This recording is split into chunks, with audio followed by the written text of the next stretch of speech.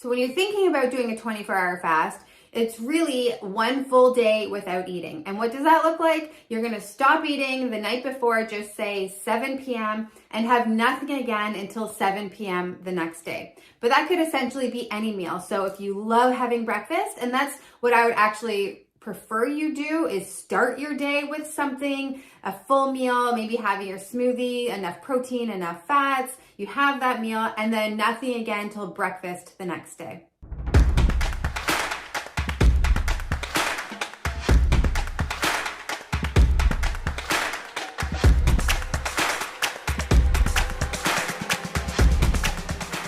The most stressful thing about following a 3-day water fast is the fact that you're not eating. It's more of a mental game of not eating for 3 days, what kind of tricks your body is playing on you, and you want to quit just before you've even begun. So if that's you and the thought of doing a prolonged fast sounds very overwhelming, by this point, I want you to start doing a 24-hour fast and not even thinking beyond that point. If you haven't already watched step 1, 2, and 3, all about bringing down inflammation, cutting out snacks, and watching your macro levels, then make sure you do that, because this step 4 will become a lot easier once you've already done those under your belt. And doing a 24-hour fast will be a lot easier once you've already had those tools under your belt.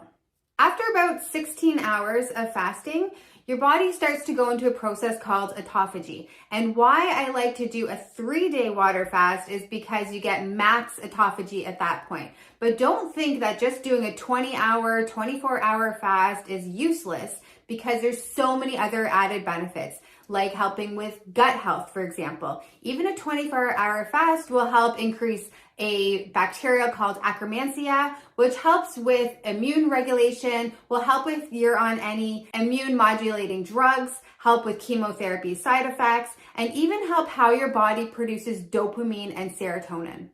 Those neurotransmitters are critical to how you feel and your energy and your get up and go throughout the day.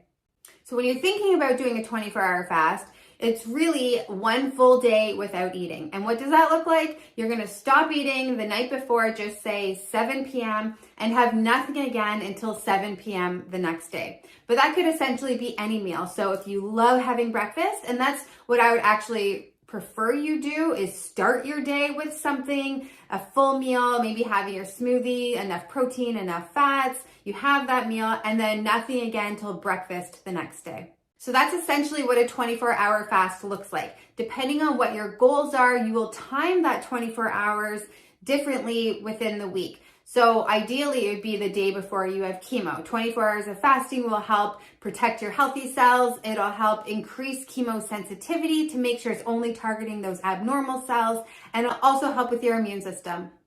If you're in a maintenance phase and you want just lower risk of cancer coming back, then you may want to just do a 24-hour fast once a week. If you want to lose weight, maybe you'll do 48 hours or longer every single week, but really the amount of times that you do this will depend on what your goals are. Now, if this is your first time doing a 24-hour fast, you want to make sure that you are not going into something called a keto flu. And that's when you restrict carbs too quickly, you start getting headaches, you start feeling nauseous, you just do not feel well. You could even get a brain fog and just feel very tired. The reason why this happens is because your liver is not used to using fat from your food or from your body to make ketones. So the best way to eliminate and not have the symptoms of a keto flu is make sure the days leading up to the fasting days, you're getting enough fat in the diet. So overdoing it with how much avocado, olive oil, MCT oil that you're having, just to build up the reserves and make sure that your body can actually go through this process. You may also need to incorporate digestive enzymes, things to help break down that fat and make sure it's getting assimilated properly. During the fasting window, it's important that you do not have anything that could potentially spike glucose or insulin. However, there's many things that you can have that will make this process a lot easier. One thing that I absolutely need to do every time that I'm doing a prolonged fast is incorporate enough fiber. So I have just psyllium husk powder, and I'll do 1 tablespoon 1 to 3 times in the day, just to tell my gut and my brain that I'm full, and it'll help eliminate a lot of those urges that make me feel like I'm hungry, but I'm actually not. So getting fiber in your day will not break the fast. Make sure that if you're on any medications or certain supplements, you take the fiber away from that just to eliminate any chance of it not getting absorbed properly. The other thing that you could have on hand is getting enough magnesium and minerals. So I like to have a big water bottle, getting at least 2 liters of water in the day that I'm doing the 24-hour fast. Put electrolytes in there, things that are sweetened with stevia or monk fruit or xylitol even, ones that do not have any sucralose or aspartame, any of the fake sugars, and definitely no processed sugar in those supplements. If you're not used to doing a prolonged fast, even the 24-hour fast, definitely have those minerals on hand. You could even try apple cider vinegar, which is also high in minerals and can help prevent you from feeling dizzy or nauseous throughout the day. The last thing that I want to talk about, if you've tried those things already and you still feel not great during the 24-hour fast, then you can introduce exogenous ketones. It's basically the cheater's way to get into ketosis when your body is not primed enough to do it.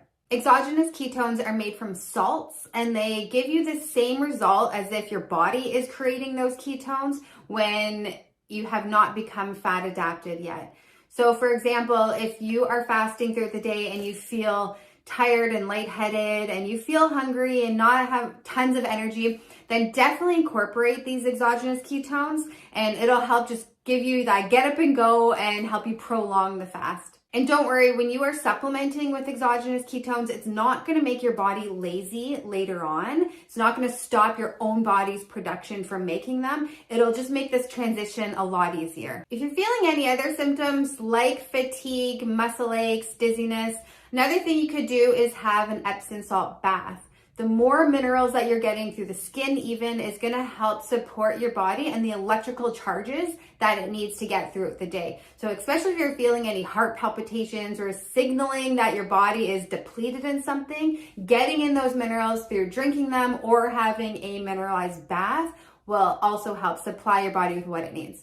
Just remember, doing a 24-hour fast is more of a mental game than anything. If you've been following all the steps up until this point, you should not feel hungry necessarily. Your body is getting all the nutrients it needs. It should be able to produce ketones by this point. But a lot of it has to do with the way that we think about foods, the routine, the social aspect. So if you can distract yourself, try to do this 24-hour fast on a day that you're not alone in the kitchen doing work and you're just feeling tempted by food, it will be a lot easier for you. Now, just say you get to the 24-hour mark and you feel great and you go to bed that night and you have nothing until the next morning, which is a 36-hour fast. That's phenomenal. And you could even go longer from there. You can take all those tactics of having the minerals, having green tea, black coffee, nothing that spikes glucose and insulin throughout that time. You could essentially go into a 48 and 72-hour fast from there.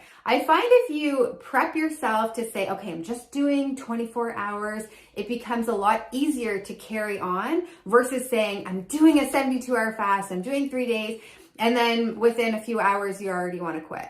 So if this is you and you feel after 24 hours that you're feeling amazing and you can keep going, then definitely it's safe to follow that momentum and keep going with the process. So this week's routine will look like an anti-inflammatory diet, low carbohydrates, high fats, and moderate amount of protein, and introducing at least one day where you're doing a 24-hour fast. Now, whether you do a 24-hour, 72-hour, or longer water fast, there's a certain way that you need to break the fast and transition back into foods. So that's what my next video is going to be all about, how you can transition properly without it being hard on your gut, your digestive system, and without just crashing. It's a lot for your body to handle when you've been fasting for a certain period of time. There's a certain way that you need to strategically add the foods back in.